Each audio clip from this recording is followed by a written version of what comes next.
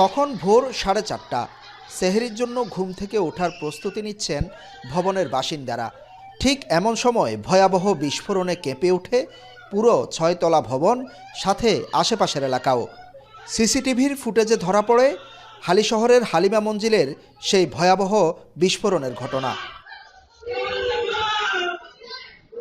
বিস্ফোরণের পরপরই দিকবিদিক ছুটতে থাকেন ভবনের বাসিন্দারা। কেউ দগ্ধ, কেউ বা গায়ে আগুন নিয়েই ছুটোছুটি করতে থাকেন। ভবনের দ্বিতীয়, তৃতীয় ও চতুর্থ তলা পুরোপুরি বিধ্বস্ত। পুড়ে গেছে সব আসবাবপত্র, উড়ে গেছে ঘরের দরজা, জানালা, এসি ও ফ্যান।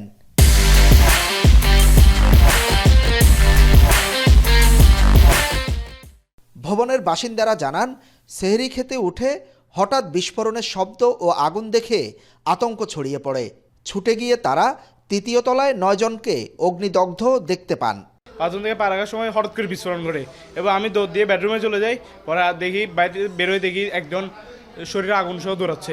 এখন আসলে বুঝতেছি না যে আসলে কি হয়েছে এখানে, তবে বিশাল একটা বিস্ফোরণ ছিল। ফোন দিছে আর বোন জি বলে যে আগুন লাগিয়ে আফার ঘরে আগুন লাগিয়ে দেখো যাই এনে দেখতে শুধু এক ঘরে সব বাস্টু এনে সব ফুরি গেছে। যে অগ্নিদগ্ধদের উদ্ধার করে দ্রুত চট্টগ্রাম মেডিকেলের বার্ন ইউনিটে নেওয়া হয়। তাদের মধ্যে 3 জনের শরীর শতভাগ পুড়ে গেছে, একজনের পুড়েছে 80%। চিকিৎসকরা জানান, দগ্ধদের সবার অবস্থাই আশঙ্কাজনক। আমাদের কাছে আসছে 9 জন রোগী, এর মধ্যে 3 জন হচ্ছে 100% বার্ন। আসলে বার্ন রোগী বাচ্চাদের ক্ষেত্রে 10%-এর উপরে গেলেই আমরা বলি এটা খারাপ, আর অ্যাডাল্টের ক্ষেত্রে বলি 15%-এর উপরে গেলে খারাপ। তো এখান থেকে বোঝাই যাচ্ছে যে যেহেতু যে থ্রিশোল্ড সেটা ক্রস করে গেছে, সবগুলো রোগীর অবস্থাই খারাপ। ভবন মালিকের ধারণা, রাতে অসাবধানতায় গ্যাসের চুলা চালু থাকা বা লাইনে লিকেজের কারণে গ্যাস চারপাশে ছড়িয়ে পড়ে। সেহরির সময় চুলা জ্বালাতে গেলে এই দুর্ঘটনা ঘটে। তবে ভুক্তভোগী ও স্বজনদের দাবি, বিদ্যুতের লাইন থেকে এই দুর্ঘটনা ঘটেছে। ঘটনার পর প্রায় 1 ঘন্টা ধরে ভবনটিতে আগুন জ্বলে।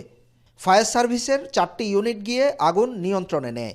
ফায়ার সার্ভিসের পক্ষ থেকেও গ্যাস লাইন লিকেজ থেকে বিস্ফোরণ ঘটতে পারে বলে জানানো হয়। গ্যাস লিকেজ অথবা গ্যাসের চুলা জ্বালাইছে বা গ্যাস কোনো কারণে ছিল, চুলা জ্বালানো ছিল, ওখান থেকে অতিরিক্ত হিট বা ওভারহিটের কারণে বিস্ফোরণটা হয়েছে বলে মনে করতে। দগ্ধদের অবস্থা আশঙ্কাজনক হওয়ায় উন্নত চিকিৎসার জন্য তাদের সবাইকে ঢাকা মেডিকেলের বার্ন ইউনিটে পাঠানো হয়েছে। হোসাইন জিয়াদ, এখন, চট্টগ্রাম।